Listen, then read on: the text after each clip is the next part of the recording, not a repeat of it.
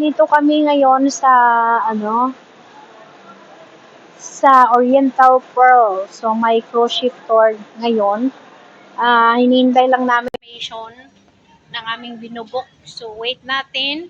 Mga siguro a few minutes, they will have the information that we can go in. So this is the place, and that is the ticketing boat there. And some of us is already inside. And I have a company here, which is she's hiding. Let's go find her. Let's go find her. I don't know where she is right now. She's there. She's there looking for something. She's searching for something. Ano yun? Oh. So, nihintay po natin guys na ma-confirm yung aming binubook. So, we can go directly for booking here. Buy ticket directly, but then we used to have an agent, so we try to use agent this time, but the ticketing both employee said that it's better for us to be direct. To come directly. But ako nag-English. So that we can prioritize. Because even though they have an agent and lots of people, they will prioritize who come first. And Ayan. Ayan, and get you to the boat, to the ship first. Yeah, that's it. Ayan, ganun pala yun. Mao na siya. Mao na ang amuhang experience for this time. This is my second time here, but the first time it is too crowded and the weather was good. But this time the weather was not so good. We don't know the weather will gonna be like this. They say book. Eh, ako naman book din. Book Book kami. Bukon. So, ingon ana dyan, no? Basta dito kay Balo, sige, ragod, bahala na. Try, ragod. Mo din na siya ako sidal sa mga wapa kaila. Grabe po mo, oy, wapod mo kaila. Sabi niya, dyan po staff namin magbigay ng tickets. Okay. Nandyan na, may reply na. May reply na po. So, kaya namin nahanapin yung staff niya. Ang staff? Sabi niya, nandyan yung staff namin magbibigay ng ticket. Ingna nga, wala man dere. Ingna, ma'am, wala pa kami nakita. Wala pa kaming nakitang staff ng dito, ng Cathay. So, hinahanap niya yung staff. Ako muna ang magtutor sa inyo. So, ganito guys, kung gusto niyo magtutor dito sa Hong Kong, include this one. You can go booking with agent like Cathay Travel, and you can just come directly, which is this one located at Whampoa Exit 2.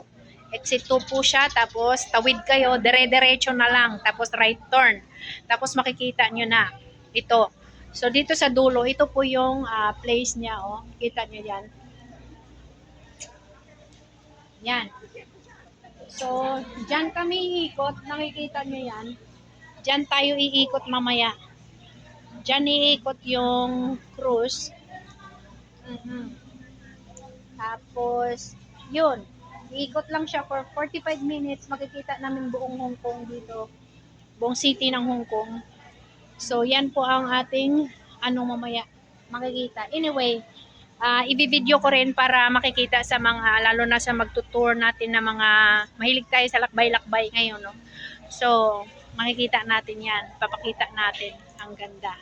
So, ngayon pupuntahan ko ating mga kaibigan kasi marami tayong mga kaibigan na kasama natin sa tour nito, cruise ship tour ngayon. So, we got to go in.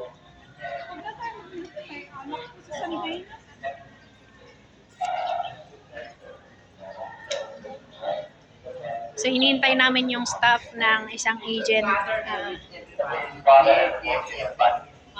Nag-explain doon. Butan kayo ang staff kay ina-explain ganyan tarong. So hapit na ta human unya ako pun mong i-tour kung saon. So mo ni siya si Oriental, siya gamay ra gud siya. Gamay ra gud siya nga barko, no. Puro clock pa tayo, sabi mo makaano daw. Na puro clock pa daw, galit. Somebody will come. Wala pa kasi yung wala pa kasi ang staff ng isang agent.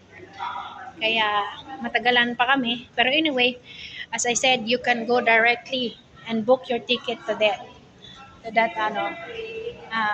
ticketing boat, and they will prioritize to those who come and buy ticket in here rather than use agent. But anyway, we use agent since we like to have a short travel. So nagdatingan na yung iba. Ayan.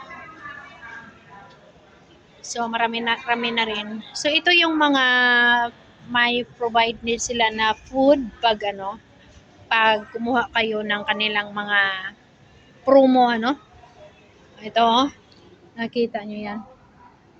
Yan yung presyo. Yan yung presyo, tapos yung food. Tapos yan. Yan.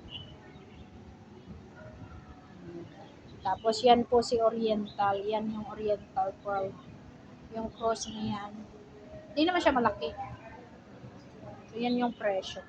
Presyohan. So hanggang dito lang guys. At sana nag-i-enjoy kayo. Anyway, ito yung ating Bye everybody and thank you for watching. This is